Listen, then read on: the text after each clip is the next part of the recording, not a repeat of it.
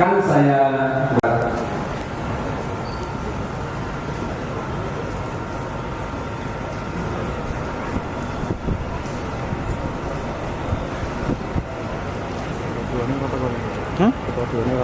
Alright.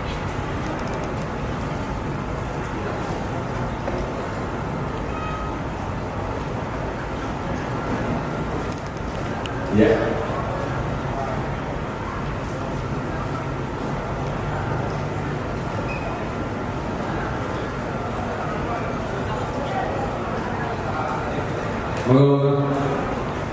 Terima kasih Mas Ali sudah join bersama.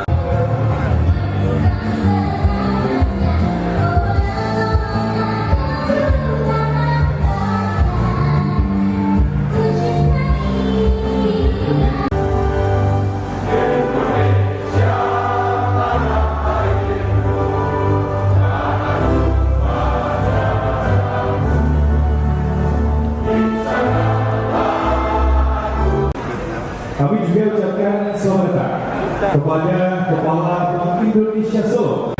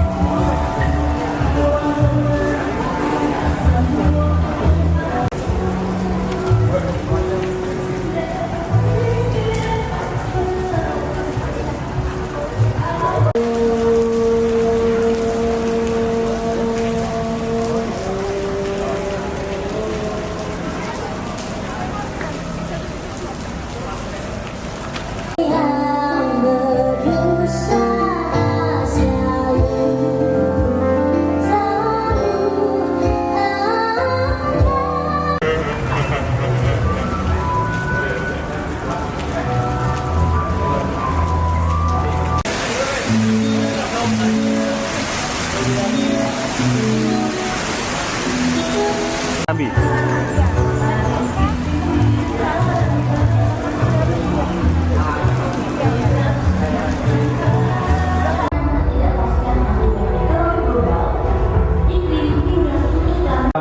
Memiliki brand-brand kreatif yang mereka setiap akhir pekan itu berkegiatan di situ membangun ekonomi.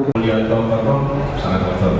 Jadi memang ada banyak perbaikan-perbaikan yang terjadi dalam ekonomi Surakarta, misalnya dalam ekonomi. Paling tidak kita bisa melihat dari pertumbuhan ekonomi. Pertumbuhan ekonomi kita menunjukkan cukup baik. Kita cover dari periode COVID. Kalau dibuat ranking Bapak dan Ibu, pada periode COVID kita ada dalam peringkat 22 pertumbuhan ekonomi, nomor 22. Ya, itu di tahun 2020. Lalu berlangsung kembali tahun 2021 kita masuk ke ranking 6. Alhamdulillah, lompatnya luar biasa. Ini untuk skala di Jawa Tengah ya, Bapak. Untuk skala di Jawa Tengah, dan alhamdulillah di tahun 2022 kita di peringkat 2. Tertinggi Jawa Tengah. Alhamdulillah. Dan ini di tengah melambatnya pertumbuhan ekonomi nasional maupun ekonomi Jawa Tengah. Perekonomian Surakarta kami perkirakan, kami proyeksikan cukup tumbuh tinggi.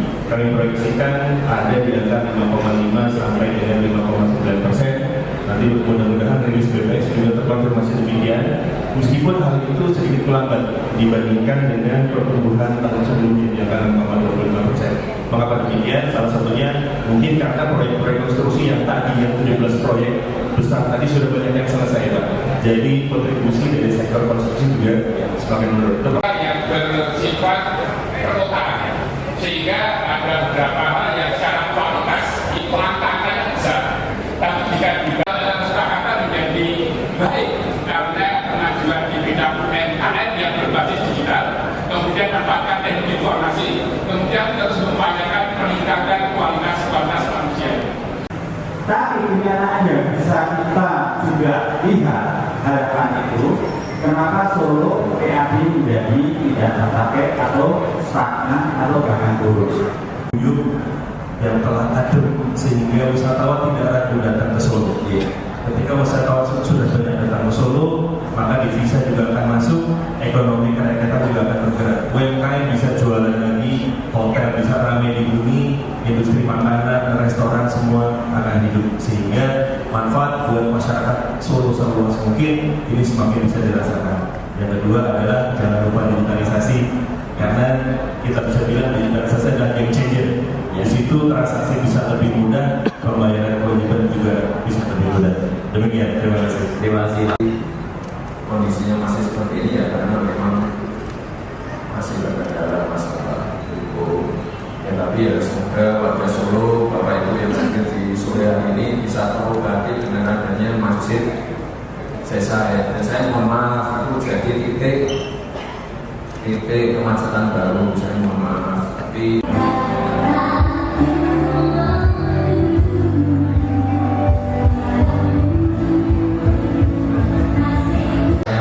cair, jadi kayak yang mangkrak bukan mangkrak, yang terhenti ya seperti Gor Indornan, lalu ada Pasar Tanggul Sari, banyak. Nanti kita segera mulai di tahun ini, dan ya karena saya lagi Bapak Ibu, saya dan Pak Teguh periodenya tidak sampai 5 tahun, mungkin nanti selesai sebelum pilkada ya Pak. Pilkada mungkin diajukan September, mungkin sebelum itu kami sudah pernah. Tapi kami pastikan yang namanya semua ya, entah itu dari APBN, dari APBD, dari CSR apapun, yang namanya PKS, MOU sudah terkondisi semua. Jadi nanti semuanya akan on progress sesuai timeline yang ada. Itu nggih Bapak Ibu. Dan sekali lagi saya mohon maaf jika ada proyek yang belum terselesaikan. Saya yakin nanti pasti akan diselesaikan wali kota selanjutnya. Ataupun ada kemacetan, saya mohon maaf sekali, terutama warga Joglo ya. Saya tadi dari Joglo tadi ngecek, dan saya banjir, terutama yang di belakang Unisri dan lain-lain. Tapi hari ini nggak banjir. Oke Bapak, saya mohon maaf sekali jika selama 2-3 tahun mungkin di sana macet sekali, ada banjir dan lain-lain. Tapi kalau tidak dimulai sekarang, itu proyeknya nggak akan terinisiasi dan jalan. Mohon maaf, jadi kita berkorban dulu 2-3 tahun, tapi nanti kalau sudah selesai ya pasti semuanya lancar. Dan Palang Joglo ini nanti jadi salah satu landmark ikoniknya Kota Solo, karena ini rel elevator terpanjang di seluruh Indonesia. Secara gambaran umum bahwa Solo memang tumbuh, tapi tadi satu Pak yang kayaknya kurang disebut Pak pariwisata. Setelah ada Giant itu, Pak Teguh sudah menyelesaikan masalah hukumnya. Jadi nanti tinggal panitia masjidnya meneruskan Pak. Itu aja Pak. Sebenarnya udah bisa dimulai lagi, bergerak lagi panitianya seperti itu. Dan Benteng Pastenberg juga sama Pak. Ini kita sedang mengajukan. Ternyata kita belum punya regulasinya, belum ada perlawanan. Nah, kemarin kita diskusi dengan KUB dan dengan teman-teman DPRD. Tahun ini kita akan membuat perda toleransi. Saya kira kalau ini perdanya ada dan kehidupan sehari-harinya sudah masyarakat kita sudah toleran, saya kira harusnya penilaian itu melihat itu. Tapi ternyata dilihat regulasinya Pak Wali. Jadi melihat kita turun. Tapi bagi kami bukan masalah urutan, tapi bagaimana Kota Solo menjadi kota yang aman, nyaman, dan ya 100% orang tinggal di Solo murah, meriah, biarpun makan maupun hotelnya juga tidak mahal.